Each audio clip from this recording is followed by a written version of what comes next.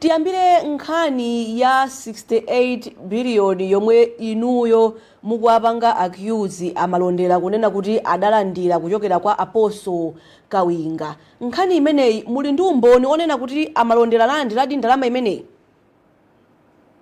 Zimwe kwambiri chifukwa cha funso lanu la chindunji kapena lolunjika. Kalata yanga imene ndalemba ku SCB udandaula panchitidwe wa amalondera ndalemba kunena kuti abambo amene analandira 65 million Malawi kwacha. Ndipo ngati ndalemba Malawi Anti-Corruption Bureau ndikusonyeza I couldn't have seen, you know, ngati ndafika mpaka kuza ICB zikusonyeza kunena kuti ndachitimika komanso ndazidali. Komanso chachikulu nchonena kunena kuti pamene zomwe ndikuziwa ineyo zochepa chabe koma bungwe la lofufuza katangale ndi ziphuphu lindi akadau komanso timayipasa ndalama zathu za msongo kuti azifufuza zimene. So iwo apeza zambiri ningofuna kungokuza kuti it's just what I've shared is just a tip, you know, but there is so much that will be uncovered. We are already seeing so many coming out, but let me stop there in pamene pafunso wanu ndilekerepo. Koma tikadalibe pafunso lomwelo chinakupangitsani kuti mubwerepo oyera kunena kuti amalondera alandira ndalama zimenezi ndi chani? Nchonena kuti pamene ndinapeza information imeneyi ndinayibweresa paku oyera, and kuibweresa poyera ndinayibweresa immediately when the information came to me, and when I was convinced kuti baba Stephen Mulondera alandira 65 million. Ndipo ndinayika pa Facebook page panga kunena kuti ababa amalondera alandira ndipo atenga ndalama kwa awa anapita ku nyumba kwa abambo awa. At that time, if we had a serious country, tinakhala kuti ndi dziko la serious, dziko lonena kuti timafuna kusintha zinthu, even tinakhala ndi atolankhani oziwa ntchito zawo amayenera kuwatenga amalondera aja kuti tayankhani apo. Kodi munalandira ndalama yakanena ayi, kodi munapita ku nyumba kwa abambo awa amachita kuti Apostle Clifford Kawinga kuchitika kuma dziko lathu ndife anthu athu sitikudziwa kuti kanyimbi amene adatiphunzitsira ndi anthu wanji. Nchabwino ndiye mwanena kuti muli ndi umboni mwina mungotitengerako mbuyo chabe ndikukumbukira mwafotokozanso apa kunena kuti uthenga umenewu munayika pa tsamba lanu la mchezo. Mwina transaction imeneyi inachitika liti komanso kuti? Yeah, so my details ndifake ndakadandala ku SCB. Ndifake ndakanena ku SCB first zimene mukufunsa zone zimene zikuena mu court tsopano. Ndingakaperekera umboni. Ndifake ndikaperekera umbonitu mu court. Nkhani imene isudithira mmalere. Fine akuona ngati kuti zimene zithira basi ena ake Wayankha pa social media ine zinatere tikafotokoza zonsezo mu court. So sindingapite beyond that.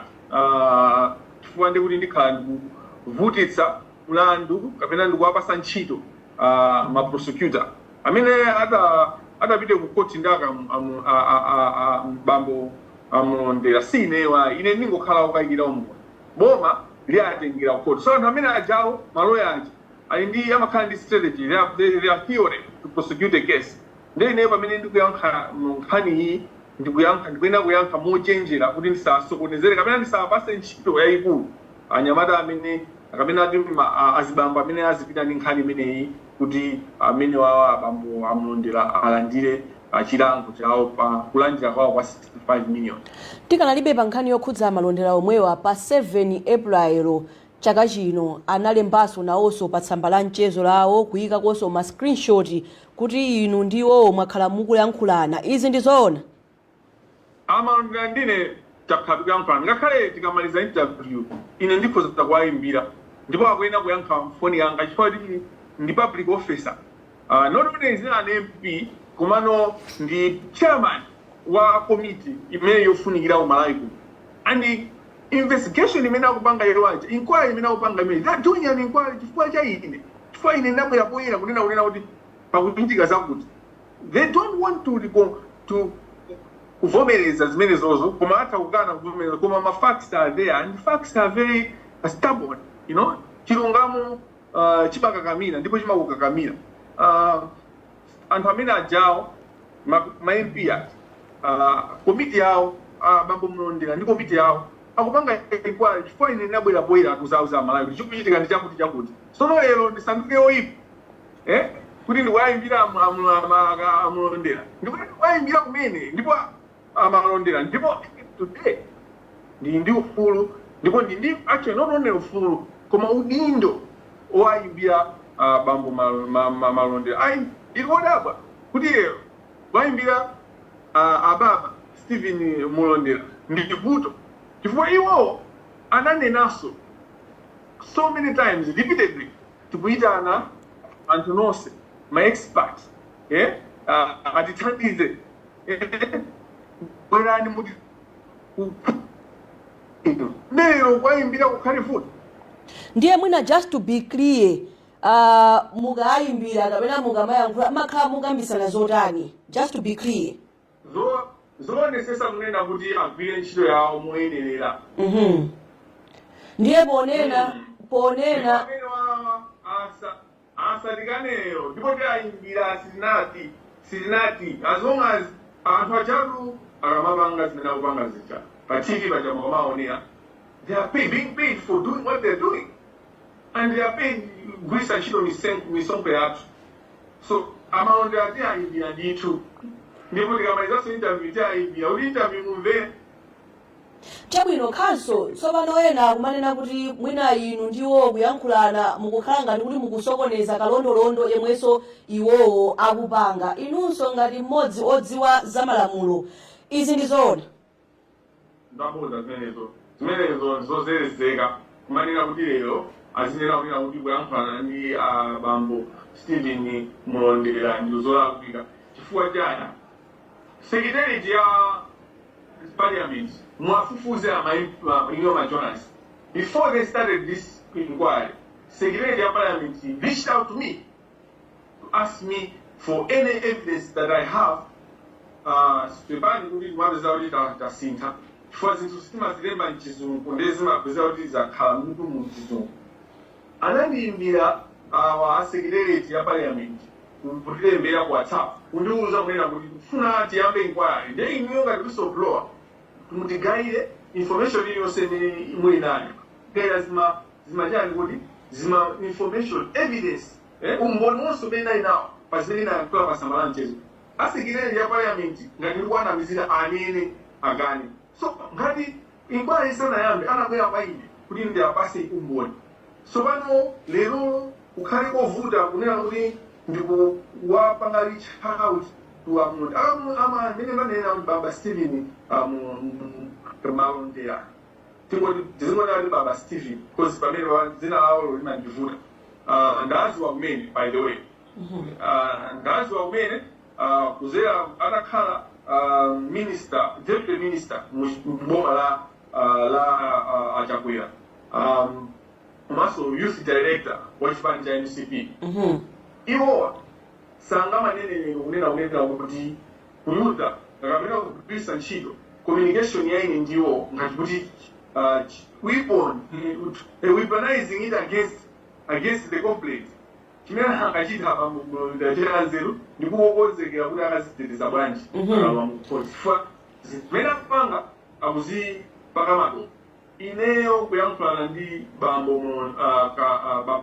baba Stephen it's not an issue ndipo sizolakwika in fact I should be praised in fact amene kunditeteza zimene akupanga zikuoneka kusafuka munthu ujaku akuonesa kusafuka is just proving maisho chifukwa nyani kodi komiti ija imapanga operate pale ukha ikufunika Malawi ayithandize kana ikufunika Malawi apase information so now pamene akuda kupitiriza kupanga investigation kumanga kulola Kamangila mandiyimbira phone anthu ena ayimbira phone anthu ena abwera payona everything chiyonse chimene chikuchitika ndichonena kunena kuti ndizosekesa ndizochitisa manyazi ndiponso ndizozisisa kuti mtu wamkulu ngaramine, why is he behaving ngati mtu osazindikira? You know, the investment he's doing on media, zingo pega harmful udandalolanga WCP. Ndipo ine makonditu ndingo segerera amapezera ubanga ndingo segerera pa majona bilani nditu pa ababa Steven Gamba. I am fully for indicate as much as the more he speaks, the more case you call to the prosecutors. Ichabwino kuchokera pa nthawi yomwe inu ndine tinachezaso pompano analiponso kuti anthu ena amene akukhudzidwa akuganiziridwa kuti akukhudzidwa ndi kugulitsidwa kwa hotela imeneyi asanakumane nayo komiti imeneyi ngati Frank Mbeta, Priscilla Ponda Ngaga. Ndikukumbukiranso bwino lomwe munanena kuti nthawi yomwe Frank Mbeta akakumane ndi komiti imeneyi muli tcheru kufuna kuona kuti akhala akucheza zotani. Ndinokhutira ndi zotsatira zomwe zinachitika pakalondolondo ameneyu, especially kukumana ndi Frank Mbeta, Priscilla Ponda Ngaga ndi anthu ena amene anabwera inu ndine titacheza kale. Kuyambira ntonena kuti kafukufuku ameneyi wachitika monyazisa Amalawi, akutitenga Amalawi ngati anthu opanda nzeru. Chifukwa chani? Ndi yankhula zinthu zitatu. Ndinakankhula zambiri koma sikuti ndi tsiku lonse ayi. Choyambirira ndile kuti amene mukupanga kafukufuku mumayenera kuti mugunde madera onse amene kafukufuku aja akukhuza. So problem yambirira ndionena kuti komiti iyi yakanika because zikumbuzana. Baba mulondera apa anapanga present report kuti report is ready. That's why the report was on a paper, because the report was ready. So I'm speaking in that context kuti anthu aja komiti yawo takhala pansi anafira kuti akonzeka kuti anene zotsatira za zomwe kafukufuku wawo. Koma kafukufuku wawo anakatukuka bwanji pamene mbali zina zokhuza report iyo kuti information ichuluke yonse panalibepo. One, Kolini Zamba. Chifukwa chani anthuwa? Kachiwiri, Kolini Zamba akukanika kupita ku parliament akayitanidwa. You know, Kolini Zamba ndi munthu amene wakhuzidwa ndi katangale wambiri boma limene lathalira. Zimene kuthandiza zonena kuti ali ndalama zambiri. It so it means kuti akukwanitsa kukhazika chete chilungamo. Paja amanena kuti ndimaonena kuti chilungamo pamene pali ndalama chilungamo chimakhala. Koma panopa ndi nthawi yonena kuti Malawi uja kusintha ndipo asintha. Sizitengera kuti ndalama zingati anthu muzilandira chilungamo chanu. Because pamakhala nthawi imene zinthu zimasintha. No longer business as usual, and that's where we're going. That's why you are seeing anthu akubalalika. And how bad they don't expect Malawi to be like this. Kani ya Amariso hotel. Weza tutitanga kugamba pa social media bwezi data. But so bali be inquire. Kuma pachitika inquire chifukwa jani Malawi akusintha. And inquiry inakata ngo chitika ndikupeleka report. Report kosta panga hold anyone account hapo. And then people move on. But why is it good we are saying no? Pachitike a proper inquiry. We should kufuna za zongoti paka mafuta pa milomo. Nyama akuja ali maempio mweyo. We don't want that. Now, the first point imene manena. Mfundo yambira imene manena. Ndio nena kuti anthu onse amene akupendera kufusidwa mafuso. Kapena kuthandizira kuti chilungamo chioneke akwena kupanga apiye. So ndakamba za Kolini Zamba. Ndakamba za wina Magras. Collins Magras. Mr. Collins Magras is the orchestrator. He is the bridge of all this corruption. Ndi amene anayamba Mpaka umene plan imene MCB jali mboma. Magras akawugwira ntchito ndi boma la Japwe. Now he is also the link ndi boma la GBB. Before you were agenda GBB. So he was the one that said after whom but deal, you know, I have got evidence of Mr. Collins Magras, Kumakumana and Yusuf, Shiraz Yusuf, Munwage wa hotel, Amaris Hotel. This is evidence. He was kidding. Inumugakumbuira Bunobuino, Inyo Atulamhan, Pana Chugan Khan, Yonina Budina Guti, Collins Astan Kakala, Reserve Bank of Malawi, Governor. all that time, it was them, Mpaka spread the information manager. Why? They wanted Shears Yusuf to trust Magras to deal with him so that I'll Peter Wayankha Nina Juma Malawi, the governor, what is it? I will now come Magras. And you know the influence that Magras has in DPP, not in Japan. Also, the Muboba, Guman Japan. Jandamina chair or manifesto ya DPP. So he critical and I'm the authority. We a finance minister Manamvega, you can't have a Mary's hotel deal without Manamvega. And the Manamvega has been in front of Mbakaria Katangalwa for a long time.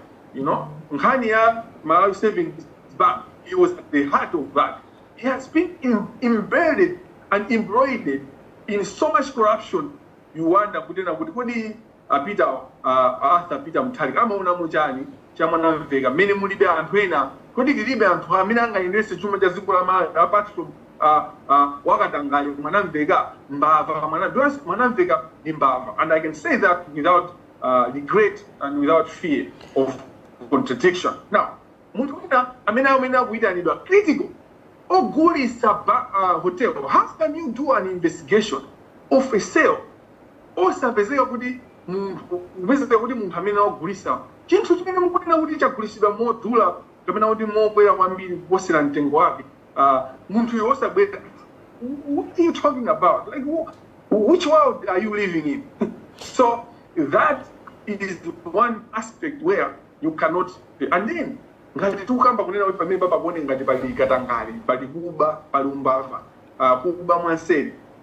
there should be enablers of that theft. Which Achina Karim, why don't the committee invite Karim and his dealings?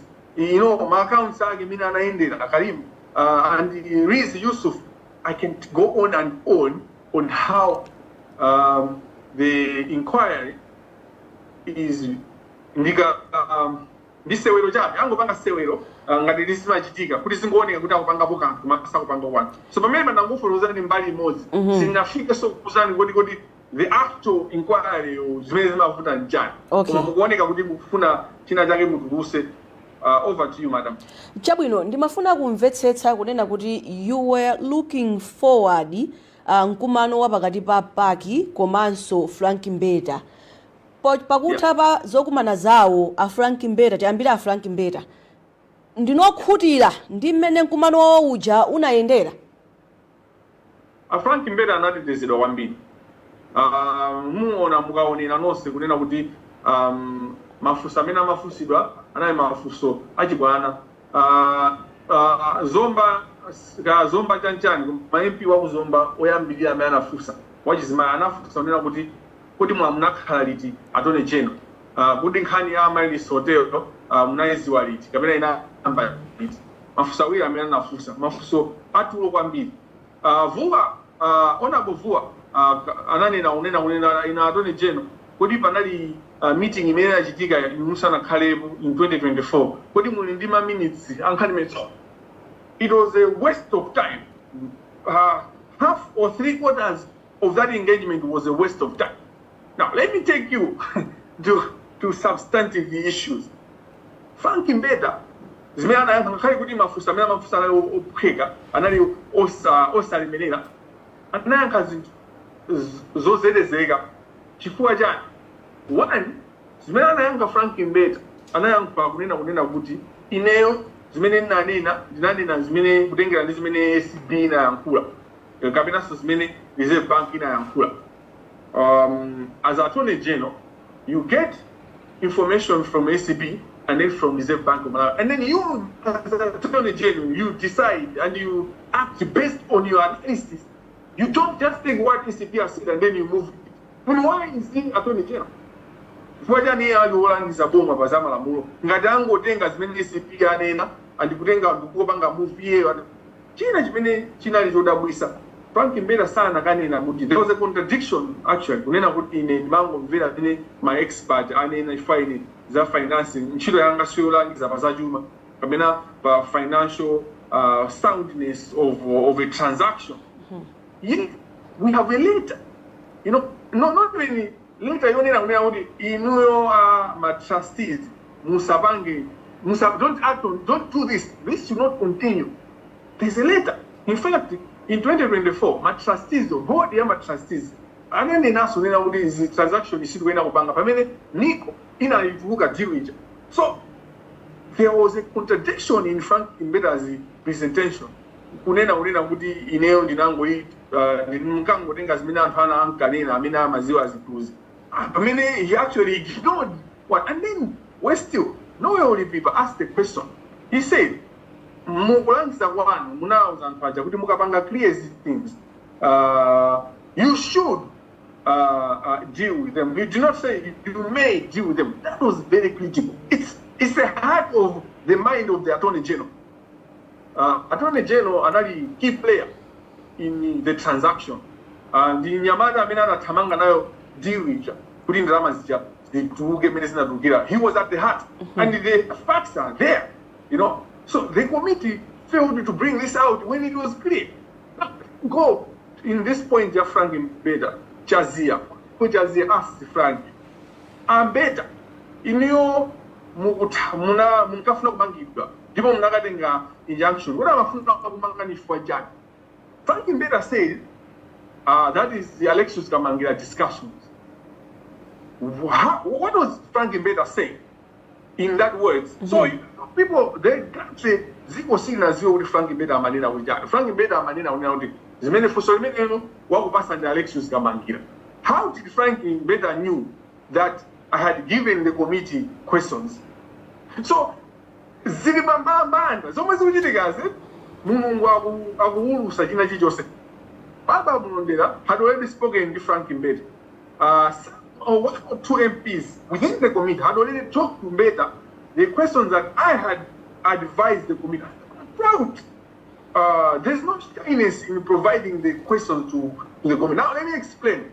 Today, Baba Mulondela, Steve, Akunena Wudi, Mafusamina, Devas Alexious, another person. Let me say an example with it. Fusamina Fusa Jazia. The purpose of that question is to establish the character of the witness. And that is very critical. There's nothing personal about that. That's the public duty. When you are Mafunso Muntu usa mtucha kumuonesa kuti character yake ndiyo and mutaziwe kuna kuti tukuzijua kuti character yako ndiyo kuti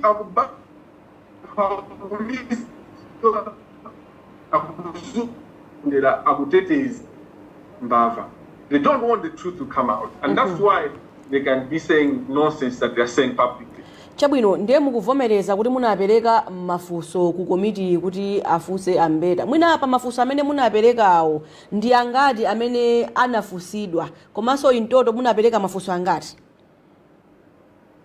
I gave 7 questions. I can say that proudly.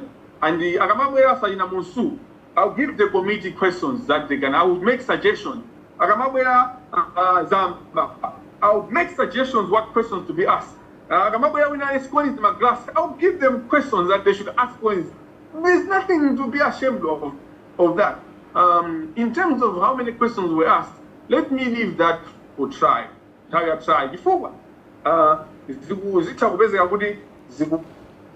Zikubanga implicate and how many many one work research in shido by inquiry. And by the way, I didn't want us to do a job funigira. In Honorable Jazia, Sina now. How did he get that question? Because the question he asked later, only could he know that is a question that I proposed to the committee. So I'm on the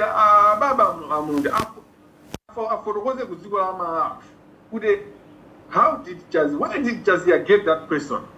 Because I don't even have phone number ya Honorable Jazia. Tibwerabe ku kalata yomwe mwalembera ICB kupanga accuse kuti amalondera analandira ndalama. Is it a right time for you to accuse amalondera pakadali pano pamene inquiry ili nkati? Why now osati poyamba pa inquiry ija? All right, so amanena unena kuti mazi akatayika satani kodi saoleka saoleka eno nthawi yake ndino sili kudikira kuti mazi atayika kena kono tizinga papoti tipoti so period imene munthu umayina kupanga ripoti ukapanga concrete katanga ziphuphu itika kamene zili close to happen. So it was also, I'm also obligated by law to report within a certain period of time. Okay. Mwachangu changu ndikakhala kuti ndapeza umbano wokwanira oonesa unena kuti ziphuphu zikuchitika. So it was the perfect time actually. All right. So pa 8 April mwezi uno tingotero komiti imene yapatsidwanso mwezi kuti imalize kapena kuti imalizitse munafotokozapo kunena kuti amalondera anabwera kunena kuti ripoti lililede pamene anthu ena sanakumane nawo koma awapatsanso mwezi kuti apange finalize china chilichonse ndikubweretsa ripoti lotha kale mukuyembekezera zotani tsopano kuti awonjezeredwa masiku? Yes. Nzosekesa chifukwa nazo kuti kwa anaonesa kuti akonzeka afuna apange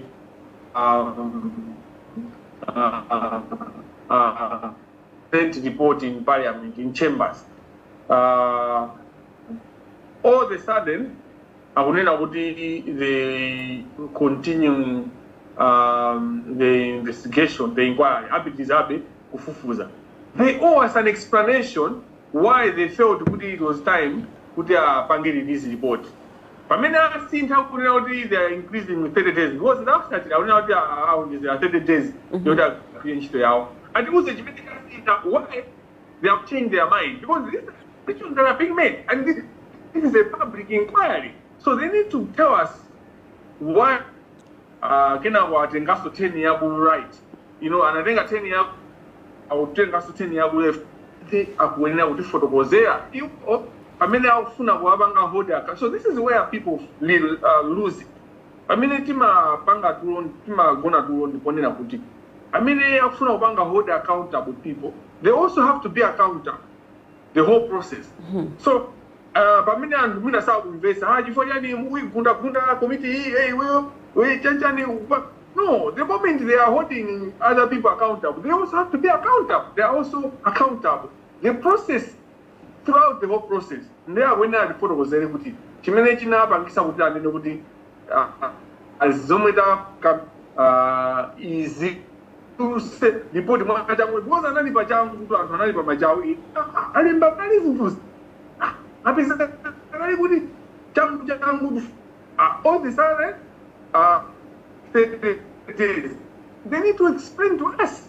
Amwina fotokoze kumtundu wa Malawi kuti tasintandi chani chifanya na kufuna 30 days chifanya na because that's the taxpayers money and in ndifuna ndipe kunena kuti a president after Peter Mutharika they should make available ndalama kwa committee kuti azilandira allowance akapanga work outside working time. We don't want them to work for free. They should be paid, and they should be paid well.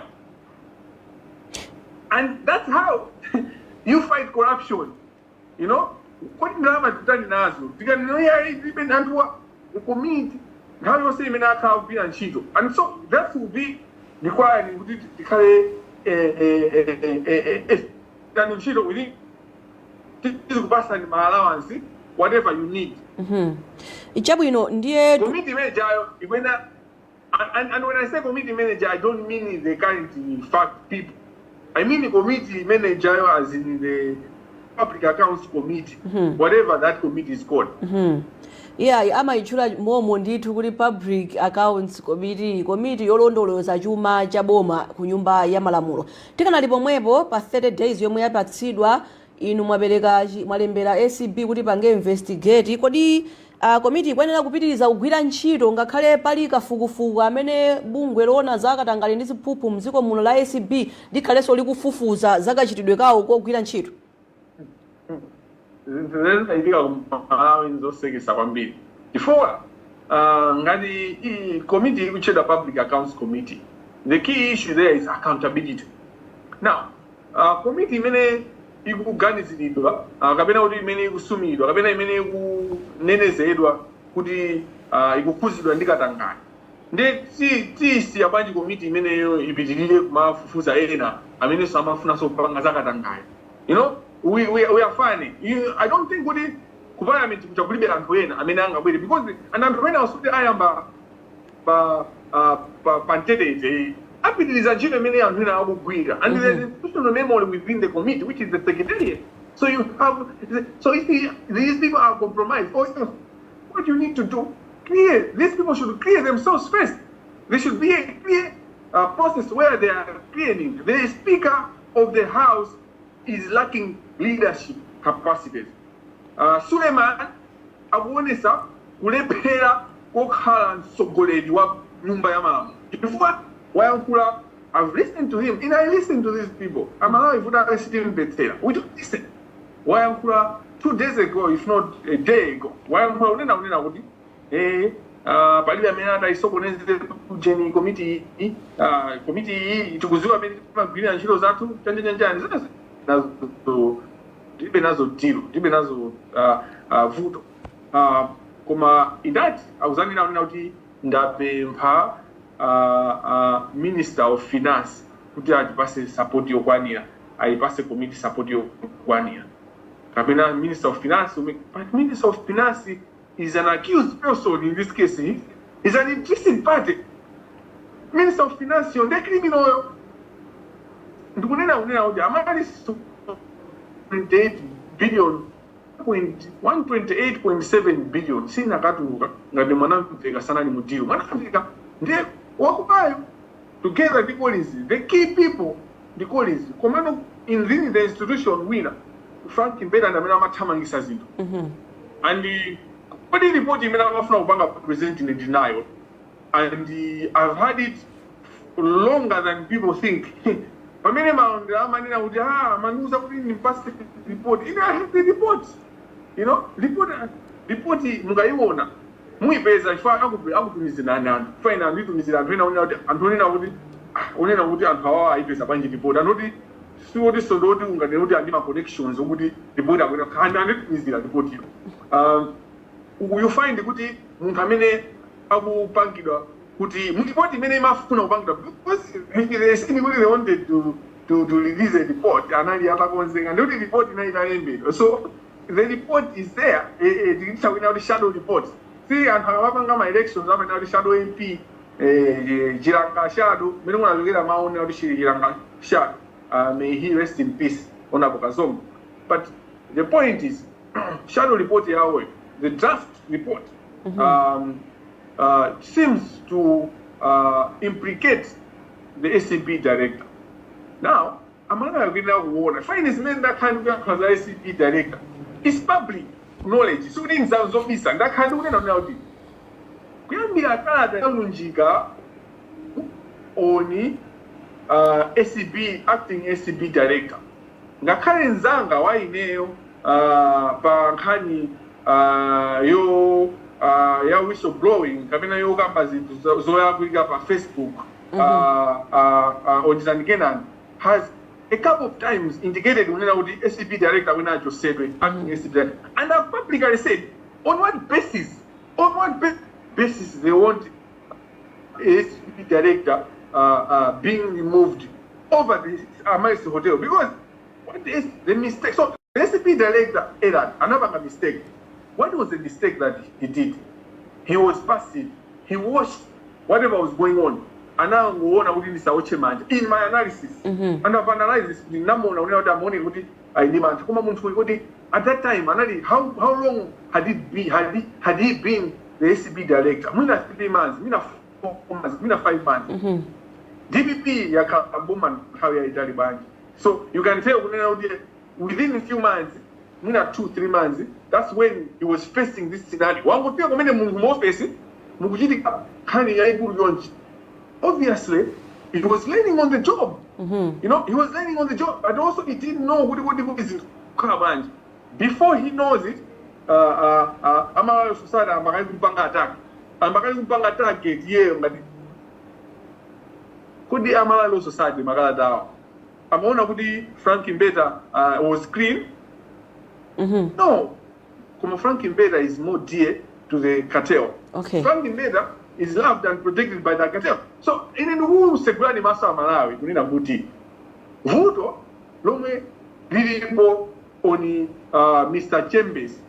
Ndionena kuti Mr. Chambers is not a child of the cartel. He doesn't toe the line of the cartel. He might have his weaknesses. And these focus are ndinapanga challenge kunena kuti ngati mboni ndi umboni kuti Chambers wandirapo ndalama akhani ya Malis Hotel. Some kunena kuti amayi lawyer wa Malis, kuti amapanga accuse that lawyer wa Malis Hotel. You can't be a lawyer wa Malis Hotel without an email, without a contract of show you that. So on what basis are you recommending? So Mwangai on a shadow report, you want to recommend kuti abangule investigate and abangule who implicated in the structure. I mean,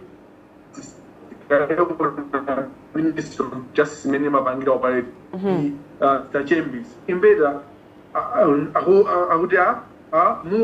just check the role of Donald James. Report here in early report, the cartel was happy. Why was the cartel happy with this report? Report in many, not only was it protecting it, there's a job in Mpaka so getting rid of the SCP director, Amene Sari child. Kabena Panga told the line in cartel. And the other thing is, you know, could my interview, I mean, on who should be the SCP director. So the report in Kamangila would Mpaka disqualify Chambers. That's what was going on. And it isn't Zodabwisa winner was there. And as I was saying, but it is all pussy sana banoba. He just started with Pambalamban. Amafuna Kamangila, Ubesa report is what Amafuna Chambers should be disqualified. In here, I'm challenging Malawians. Give Chambers even a 1 year. Just give Chambers 1 year as SCP director and judge him with the other SCP directors. Then you will see the difference. Chabwino mukufotokoza mwanu mafotokozaso khanso kunena kuti amene wakupasani report sikuti mwachita kuvutikana naye kuti munthu onena kuti olo ifeso atolankhani itipeza. Mwankhulupirira bwanji munthu ameneyi chifukwa mwanena kale kuti si munthu onena kuti tichita udabo amene yuso ndamandipasa report ndiye mwamukhulupirira bwanji kuti report ilo ndilenileni lomwe baba kapena kuti komiti ya paki imafuna kupanga present ku nyumba ya malamulo. Munthu amene wandipasa report the member of the committee. Koma the member of the committee amene analysis naye pali kunena kuti Chambers achoke. So ndi munthu otandika ikisana kuti munthu uyuyo ndamene wandipasa report imeneyi. But also the other point imene manena pene baba anthu wamba anditumizira mu report ni anthu onena kuti they don't have connection. So report yosina ndi kwa munthu mmodzi. Report nayo anandipasa member of the committee. Ngamene singamunene ndipo bali pamene angaziwe. And ndi njira yanga imene anthu amandipangira communicate. And people will not trace. I will not disclose their honesty for God. But anthu wamba singakuuze ni funding wa satana. Mone sesa munena kuti ufinye munthu amene amundipasa information. And information ili kwa inezi bwera. Immediately, whatever is happening in the committee, I have what is going on, and you will continue like that because that's the only way to secure the process. You know, the kuziga zinjabambamba. That's the only way. So mafuna unena kuti other than muntu wa mu committee amene ndibasa report, the moment the report was coming, was ready for submission before the chamber. Papezekaso kuti anthu osiyana maloya anthu ogulitsa magalimoto anthu anditumizira report imene inbox kwanga kwazaza iwo sakudziwa kuti report yo ndinayo kale aliyense akungotumizabe. Chabwino mwafotokozaponso kunena kuti mwina achembezi kungowapatsa chaka chimodzi atha kusintha zinthu chifukwa chani muli ndi chikhulupiriro choona mtima mwa achembezi? one tembe zara sankiro tembe zara sankiro panali bedakala yonena kuti chembezi mwasankha mola kuika sumaina kusankha maina kupanga ma interview atone jeno anazayankha anati munthu siluti amusankha kuti akhale director of ACP amusankha kuti akhale acting director of ACP ndikhulupirira kuti inu ngati anthu ankhani ndikuziwa izi chachiwiri nchonena kunena kuti shadow report imene yayendera you can see kunena kuti inu zoona oipitsisa pazosezi ndi you know, so that the cartel can never watch their own being sacrificed easily. They fight. That's why Frank Mbeda has not been called out even in the Malawi Society Mima Banga report yonina uda whistleblower. They never called out Malawi Mbeda. They never called out Monamtega. They never called out the Reserve Bank of Malawi. You think when I would get transfer 128.7 billion without the Reserve Bank of Malawi being involved? All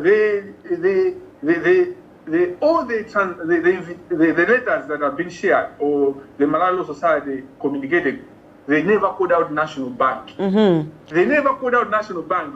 Why? They're critical. They never called out even MRA, because MRA is involved in this criminality as well. In what way? Amina Mamanga, hotel manager Amina Mamanga, they were exempted from tax. Anamanga Jinjime Jawanda Kuberika Misong. On what basis? You need to explain. How you mean a Banga business? If you are this, my own image, we know how profitable. My wife Java Banga present the loss.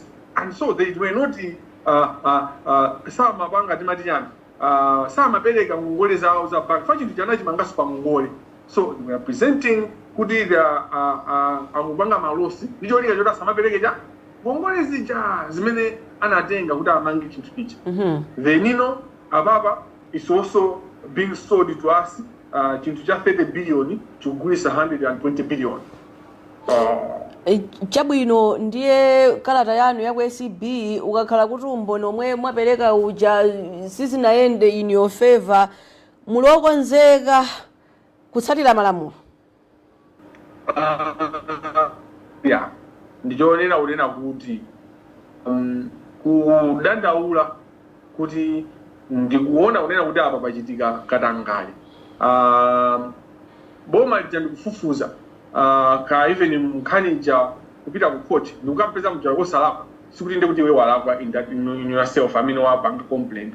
So even mabamba amonde atazapezeka kunena kuti boma lapanga investigation lao kamena court lapanga investigation lao court kandi court la corruption la corrupt court ka court imene lisali corrupt free because already so up. That does not put a burden on me. The thing is, Zimai, Kamena Mwana, Mpaka, Agada police, Zibambo, and Niquidia, Agabeza Mabidwa, Jando Salapa. Ama Mangiba Zimai, do they sue the woman? They don't. Boma, La Tengapu and Hangat, Waganizila Gudinabuti, Ndola. Kupita pa court ukapeza just sola boma you know. So when it comes to fighting corruption ibamina ndama mafuna kuiga mabari ya usiana sahia neno ababa zikazaza sauti mtu sola neno musa moyo mainda junto kumeni gaya muntu mata kupeze kuti system malomodi ifukuze kuna mwina sina fukuze mwanira uzapeza kuti muntu wabeza ndo salama not because muntu ndo salama kuma system yakanika kubwesa zintu boyera monga mene mukuonera kulina kuti katero hii is going to fight and is fighting usiku ndo sana. For example, the richest people in Malawi akumakumana babanga misonkhano to discuss Kamangila. Where are you journalists? Those are things that you should bring out. What is going on? Chabwino komano, if your claims are proven mukuyembekezera action yotani? Many zimakhalira wina aliyese akapita pa court akapezekera all up. Izikuyenera kuyendera mmene mawina aliyese akapeza olako kuti zimakhala modani kuti akwena kumangidwa udindo wawo ngati MP wena kutha komanso akwena kubweza tindalama timene analandirato akwena abweze ndithu then ndikuyembekeza zoterozo komanso ndikuyembekeza kunena kuti chachikulu pa nkhani yonse I want 128.7 billion ibwerere ku fund komanso tikonze komanso kaya ndi anthu amene ali odi regime ya mapension azilandira pension yawo akapanga retire within 3 months akachedwa kwa 3 years 6 years asanalandire ndalama zawo akapuma anthu amene agwira ntchito mpoma atumikira dziko lawo azipereka so we need to respect them to dignify their service. Finally, now the civil service, the service is a service. So you should honor people for their service. Tuwena kwa panga junchi, wabanga sairuti, wabanga sairuti, wabasa pension yao, drama zao za opuma, mutawi yake, osadi mulipana amalile, ana keso nduguzabe zao ulipana kugula, akupanga pension. We are a sad nation. Chabwino komanso kutsatira chifukwa ukangolengeza kuti 6 koloko ndibwera live chinamtindi cha wanthu chimakhala chikuyembekeza ndiye ena nkumanena kuti panoba wachulutsa zochita you are not focused to zinthu zomwe zili zowapindulira Malawi lero ulemba iye ayipeshesi na madingo iye ayimawa zeze tsiku linalo Ayuba James akuti sukukhazikika pa zinthu zomwe zingapindulira Malawi ngati nkhani imene ya Alexious yomwe ibweretsa poyera.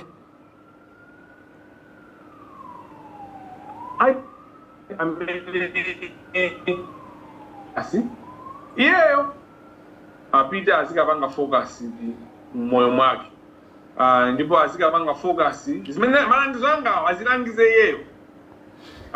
iyeyo moyo mwake aziona kuti moyo wanga kuti kupanga focus masa azifunse kunena kuti kodi iyeyo pankhani yomenyana ndikatangala opanga pochani chifukwa ineyo ndimadana ndikaganizira kopepera kokangati kuti ndasandukano kapolo because what people are doing this is what you don't see zimene tansumaona anthu amene amakusatira amatha kusandusa kapolo wawo and that is not going to happen with me because they want kuti chifukwa akundisatira ine I don't need people to follow me. That's the other thing. I don't need people to follow me. I want people to follow what I'm saying and to act. So even if I count 2 followers, I'm going to do what I'm doing because the message I don't need followers. I need actors. Hello? In a simple story, I'm not Saturday. You funa and go it up. Can't you? As many Kupanga, and that's the way we are going to this beast called corruption. Even Yakazika Malao. Katanga Jitanai, Sisi, to go Tanai, Nibos Bujidiga, and the Situbella Mbu. Almost now 2 years. The same thing, 2 years. Also Lipidwa for free, without public funding, without Chanchani. Ndazini willing to lose a focus. Muduma Muyenda. I mean, I just have Kamangila lose a focus. Is he thinking? Does he have a cell of a brain? Because if I have done some things that the ACB has failed to do over the years. So when they say we need to lose a focus, in your Wayankha, you are feeling the fight against corruption. Mukukanika kukira ntchito yanu pa nkhondo yolimba ndiko my relatives they are the ones that are sharing misleading people, so you are guilty of allowing Zigoba ukala no source of information for people. MISA has got a lot of explanation to do in terms of the misleading, how the population is being misled. Bungu yanu Wayankha mukukanika kugwira ntchito mukupanga ma elections usaka Wayankha mundi zisango mukakambirane. You should wake up mukugona ndipo ambiri mwa inu amene muli atsogoleri kwa atolankhaniwo, you are part of the corruption. Times TV, Times in general, Times Radio, Times Online has not reported anything on my complaint to the SCP. That's not an that's not a, what can I say? Is this story guy? There's something going on. Times is captured. Chabwino popita kumapeto tupita kumapeto taonoti takhalitsapo pano muchitomwera madzi mukuyembekezera zotani kuchokera bungwe lothana ndi katangale ndi ziphuphu komanso amalawi eni yake pofuna kuthana ndi katangale amene wamanga nthenje mdziko muno. Kumwera madzi fine engine yanga ndiyotentha sindichita manyazi kuti ine ndotentha ndithu ndebe napaka engine ija ikatentha ndimafunira kuyizizirisa isaboile isafike pa boiling point. Kulembekeza kunena kuti SCP igwira ntchito yake ifufuza nkhani maukadauli nkhani ikuphweka kwambiri chifukwa umboni ulipo waukulu amagalasi ndi anzawo amakatulusa 5.5 billion ku National Bank. Zimene zizi zili pa kamera solutions zovuta ayi kodi chifukwa chani anthu amakatulusa kashi imene itu ndimene amakapanga bribe nawe anthu komanso imene amafuna kupanga kusowesa ndalama kuti musazipange trace boma kuti sazipange recover. Koma chinanso chimene mwina ndinganene nchonena kuti anthu ena akunena kuti SCB is implicated.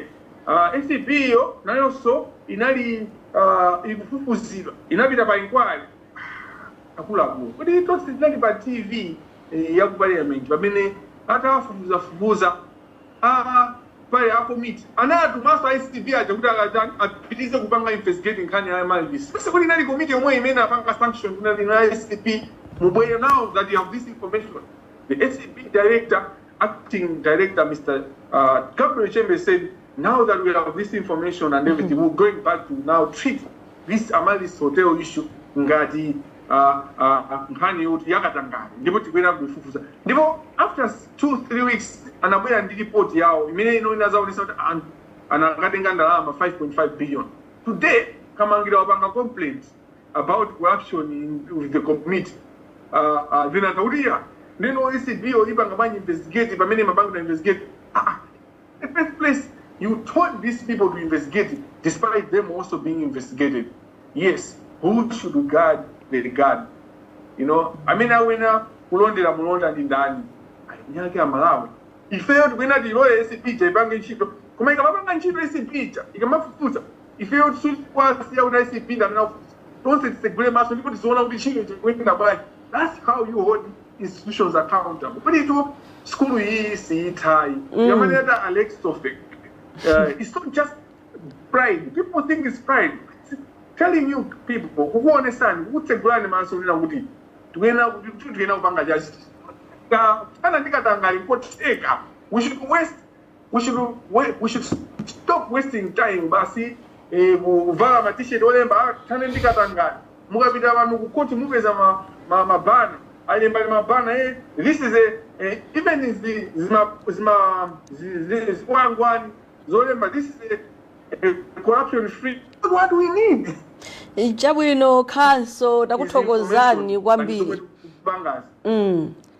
Takuthokozani kwambiri. Katangale mufuna mundibere nthawi yanga yoti yamkanida amalawi. Chabwino wina pambanani ndi. Takhala pano kwa ola imodzi.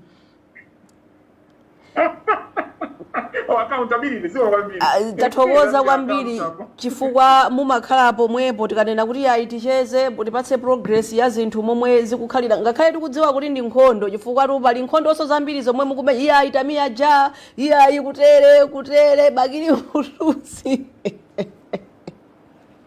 mwaseka Khanso kumbuyo ukatamiya ja kuli achina Ibrahim Swedi kuli achina Gangata kuli achina ndani kuli anthu akulu amene amampanga support mwana kuli achina Grey Jabez money launderers, you know. So when I'm responding to Jamia Ja, singupanga respond to Jamia Ja. Kumbuyo kwa Bagiri Munoz TV. Muyangani zimene wayamba kuyankhula Baba Mulundira is speaking the same narrative ya Bagiri TV. So behind those people there is a cartel. Mafuna sungolena ichi sana sege musana sege kunena kuti Wayankha kunoko anthu okhala ku Wayankha kuno alembera apolisi komanso ku university kumene ndimaphunzira kuti andifufuze ndipo apereka dandaulo ndiligawa pa Facebook kuti anthu aliona anthu watu koma sana zitchule kuti ndi ndani. What it means is anthu akupanga chilichonse chotheka kuti aononge moyo wanga komanso aononge career. Every chance people can find, they can kill me. Kumano, they can't. The work I'm doing, it's the Lord God that is in me. Akuti mukuchita online bullying. Maonado anthu amene amabera Malawi amakhala entitlement. They are entitled. Akudandaula zongo ayankhula amene akubera Malawi billions. And then simudi yankhula bwino. Takuthokozani kwambiri Khaso. Mukupha anthu mazibata chifukwa kusowa kwa mankhwala. Mukupha sogolo la chinyamata chifukwa kuti they can't access education. You are killing the generation, not just killing but the future generation for yokubanda ame. Ndipo msika naona za kuti Kamangila sana kuyankhula ni bwino pa Facebook. Ziko kwambiri Khaso chifukwa cha nthawi yanu. Neru ndathokoza ino akatolika nthawi zonse mmandidana ndipo suma pangati tuzimene kuyankhula fama maena ndikayankhula azekamo amadula kuti anthu asamve chilungamo chija ndiye ndikuthokoza chifukwa kuti mmagwira ntchito yanu mwa eklesia mwatoto moyo.